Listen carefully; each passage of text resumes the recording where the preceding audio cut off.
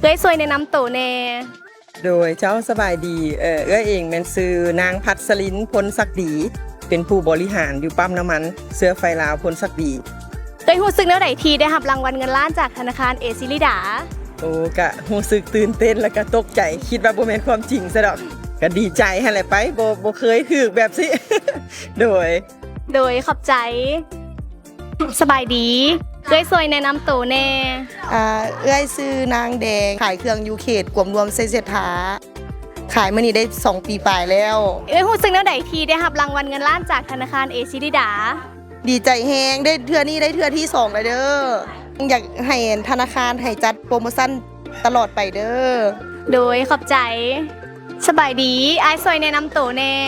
เจ้าสบายดีค่อยซื้อคำเฟือเด้อเป็นเจ้าของห้างขายบางไม้อยู่ต่อหน้าของงานลาวเกาหลีบ้านคำฮงเนาะ โดยอ้ายรู้สึกแนวใดทีได้รับรางวัลเงินล้านจากธนาคารเอซิลิดา ก็รู้สึกดีใจเพราะบ่คิดว่ามันสิได้เป็นอาหารสิได้รางวัลนะเขาจะให้ทางธนาคารจัดกิจกรรมแบบนี้ไปตลอด โดยขอบใจ